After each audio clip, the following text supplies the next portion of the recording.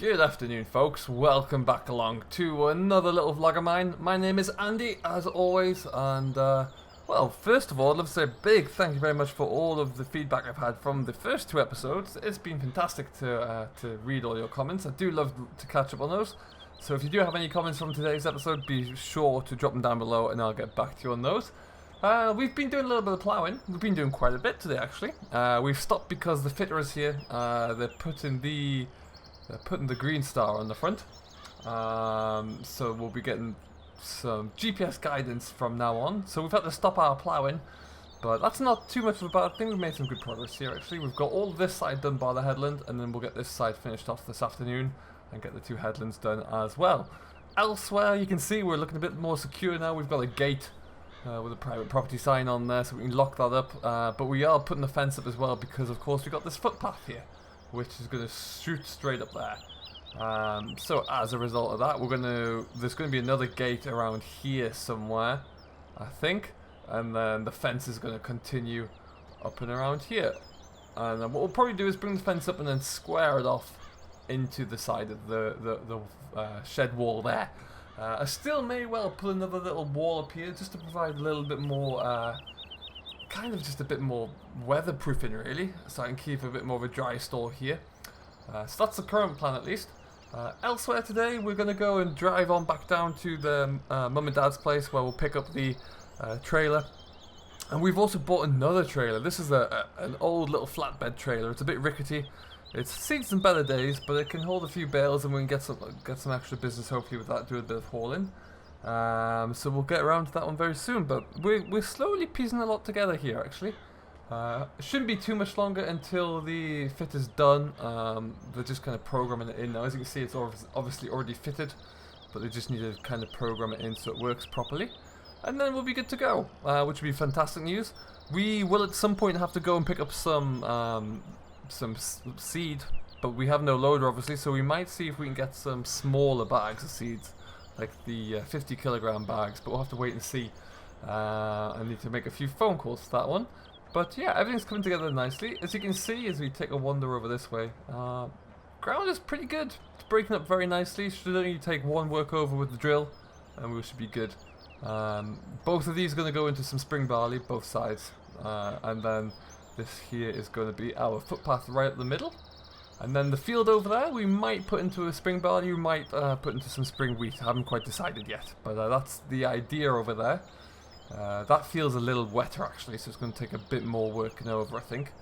But what we're going to do now, like I say, we're going to wait for the fitter to finish up here, and once he's good and done, we may well just crack on with the plough and get a little bit more done, and then we'll come back and we'll hitch the plough off, and we'll go and pick up our trailers, I think, because that'll be the best way to go. So yeah, we'll leave this for a little longer, get this fitted done. I might go and have a spot of lunch, because it is a little bit after lunchtime now.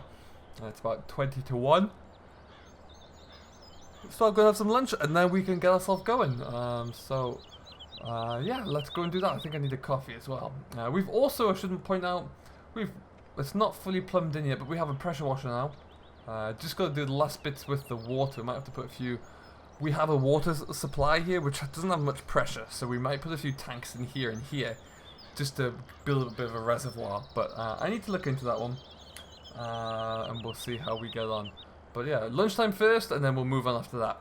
Alright then, everybody, we are back. We've got pretty much all of the rows, or the ins and outs done of the ploughing, and we're just going to take the plough off now for a little bit, because all that's left to do is the headland, and I'm thinking I might put the drill on and drill what I've got ploughed thus far, and then plough the headlands over, just so we save a little bit of compaction on the headlands. We'll come back and then plough those. It won't take us too long to do all of that, but primarily we'll just hitch the plough off now, because we're going to go for a little bit of a drive. We're going to take the Claas out, put it onto the road for the first time really with us, which should be good fun. And yeah, we're going to take it out for a drive here, go and pick up the grain trailer from my mum and dad's, bring that back up here out of the way, because they're trying to get all that barn cleared up now, really. So we will do that, and then we need to get some seed, actually, as well. And so to do that, we need to go and pick up our the new trailer that we've bought. So that'll be the next thing as well. But for now, everything is shut there. We'll get ourselves out of here and go and pick it up. Roads are nice and quiet at the moment, which is handy. And off we go.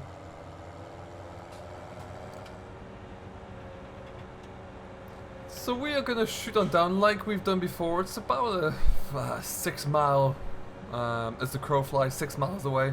But it's probably about a 15-minute drive really, because we've got to slow down as we go through town. But we'll keep chugging away. Coming up in the future, it is early spring at the moment, so we've got some grass work we need to do. I'm trying to find a good set of, like a good grass roller. I had a few people ask me about that. But we don't really have any grassland equipment. I have no mowers or balers yet. I've been focusing primarily on arable, beg your pardon. So that's something we need to think about. See where we can find some mowers from maybe. I'd love to get a baler so I can start to focus on some straw work as well. That would be really good. But yeah, lots of interesting things to think about. So yeah, we're going to have a think about that one. But for now, we're going to do what we know we can do, which is go and pick up our grain trailer. Bring that back to the yard, and then after the grain trailer, there's only the sprayers over there already. I think that's pretty much it from over there.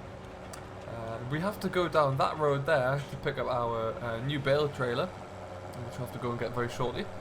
So that will be quite exciting, and then after that, we can really start to get all of our equipment under one roof and get everything done. The more I think about it, the more I think we'll just put the plough back on and we'll go and we'll finish those headlands out. But it shouldn't take too long to do. We'll get that field done by the end of today, and then possibly even start the one next door. But we'll have to wait and see. But yeah, it's just nice to come out and take the tractor out for a drive. It is much quieter than the case. Really nice smooth drive, and it's also obviously much more seamless and smooth in its transitions. Changing through its gear ranges are much smoother because it is it is all electronic now on this little lever. Rather than having a manual transmission. But other than that, it's a very nice drive. So we will get ourselves over to the yard there, we'll pick up the trailer, and then we'll make our way back again. So, as we looked at last time, this is my Ace Marston trailer. It is pretty old these days, but it's immaculate. I've done my best to look after this. Fun story about this, when I first bought the case, the first thing I did was find a trailer to go with it. I spent that summer just hiring myself out as a tractor and trailer, helping all the local farmers because it was a miserably wet year and they were desperately trying to get all their harvested as quickly as possible. And so to do that, I hired myself out as a tractor and trailer driver with own machine.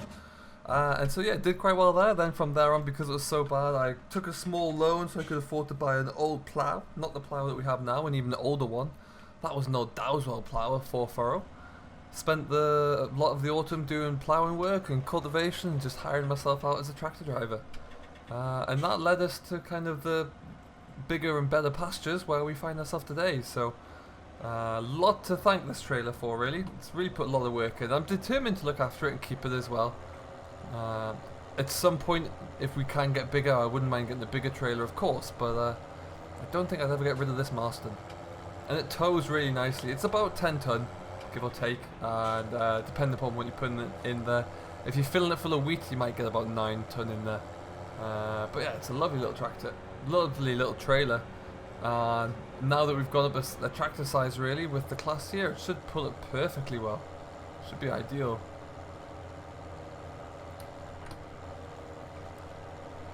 Yeah, hopefully you got a lot of business for this. I have got some silage sides for it. There aren't that many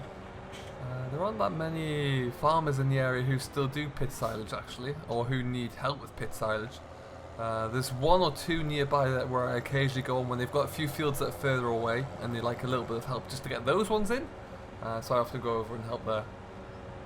Certainly just feels so much more comfortable in this tractor, that is for sure. Really nice. It's amazing how much, when you work in a certain area, how much you start to really know the entire area like the back of your hand. And I've done a lot of work for farmers all around here. So it is really quite nice to get out and about. Just kind of have a look over the hedgerows, see what's new, see what's happening, see where perhaps I can be called in to do some work. But I think what we'll do now, we're going to just cruise back up to the yard. We're going to drop the trailer off. I need to make a phone call to see if there's any seed. If there's any seed ready, then we'll likely go down and pick up the trailer and bring the seed back. If the seed's not ready, we'll just stick the plough back on and get going. Get those headlands worked in there nicely. Okie dokie, well there's no joy on the seed today, it's going to be at least another day apparently, so on goes the plough again. It really doesn't take too long to hook this up, and then we'll get these, we'll at least make a good start with the headlands, if nothing else. So we're going to be aiming when we do plough this in, when we do get this drilled, or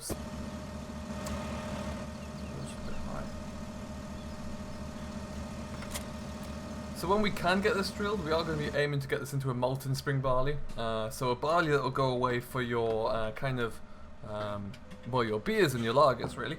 So that's what we're going to be aiming for. Weather permitting, and if we get the good quality in there, then we should be okay for that. If we don't, then it'll unfortunately probably just go away for like animal feed, really, or worst case biscuits maybe. But or biscuits would be probably second best actually. But we'll see. We'll see how it goes. For now though, we're just going to make a tidier job of this headland. Get this all wrapped up and in. Bringing my four-wheel drive back on, there we go. And then yeah, we're going to head up along and over the hill there. A comparison to the case again, this tractor pulls the plough very easily. I mean, we could quite easily jump up to 5 furrows with this tractor and not even flinch. So I think, well, we'll survive as we are this year with the 4-furrow plough, but then hopefully next year we can look into that, because yeah, it just seems a bit nonsensical not to go up a size.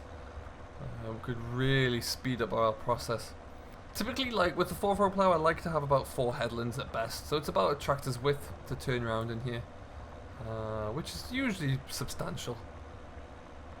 And as you can see, it's turning over wonderfully actually. Even on this hilltop, there's a few stones flicked up, but it's turning over really nicely up here. So hopefully that'll continue, and I'm not sure what that feels like over there. We'll have to wait and see on that front. That's perfect. Plow's getting a bit dirty. Good job we got a pressure washer. We're going to have to get that used pretty quickly. And away we go. So as you can see, we're cruising through this without any problem at all. GPS, I played around with it to plow the rows up here. Plowed it up lovely.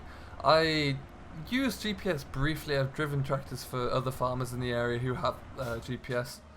It's a nice feature, I must admit. It's going to take me to get some getting used to. I like the idea of it for the integration with my sprayer and with my spreader, because that means I can then have variable width and variable rate spreading and spraying, which is a very big appeal to growers, because it means that we can target certain areas, put more fertilizer down and more spray down where needed, and less in other areas where it's not needed so much. So that's what I'm thinking about there. That could be really fascinating. So yeah, we'll have to wait and see how that goes. I've got a huge monstrous instruction manual on how to connect this spreader, so I'll have a look at that. And then the same again for the sprayer. So hopefully it shouldn't take too long. Well, that's one side of it down. Now we've just got 3 more edges to do, 3 more headlands to do really on this side, and then that should be us all good. Oddly enough, as if we weren't having enough fun ploughing this field and the one over there, the phone's rung and we've got a job to go and do tomorrow. So our drilling will be put off another day, because we're going to go and plough a field for one of the farmers nearby, which will be good to get that going. So yeah, we'll keep the plough on, we'll get it all fueled up this evening, and then yeah, we'll head off there tomorrow to get some more ploughing done. So nice to get a little bit of extra work coming in, as always. I think one of the nearby farmers is just kind of struggling with the burden of things to do at the moment, so I figured if you got me in to do some ploughing, that would take a little bit of that away, which makes sense. That's why I'm here, and that's hopefully why I continue to get work. I always like to do a nice tidy job of the ploughing, so ploughing I find is one of those jobs that farmers will always judge you on the road. As they're driving past, they'll always have a look in and see how straight your furrow is, or how clean and tidy a job you're doing. So I always try and make sure everything is looking nice and healthy from my side of things, because it's I kind of thought about it as it being my business card, really. So that's what we're doing there, and it seems to be working so far. I think everyone seems to be coming along, getting on board with me. So that's fantastic. But this field here, we're going to take this on a slow, very gentle bend around this corner. Yeah, we'll get this headland wrapped out in no time at all, really. Really looking good. Like I said, this field is the bigger of the two I own. But yeah, that little field over there should only take about half a day to do. So we'll see, depending upon how we get on tomorrow. We might be able to get in and tidy this up at the end. But yeah, there's some spots where it's a little bit wet still, so maybe a little bit of rain might, a little bit of sunshine might help dry it out for a day before we come in. I think that could be good. We also need to order some more gate posts and fence posts and another gate as well to fence this field off from the main yard and finish up that fencing around the yard, which we should get done in the next week or so, ideally. Because I don't want people who are walking by on the footpath to be able to walk into the yard. That's not very good. But we'll get that done. For now, though, I think we're going to leave it here. I'm going to keep cracking on and get myself ready to go out for this job tomorrow. So all that remains for me to say is thank you ever so much for watching. I hope you have enjoyed.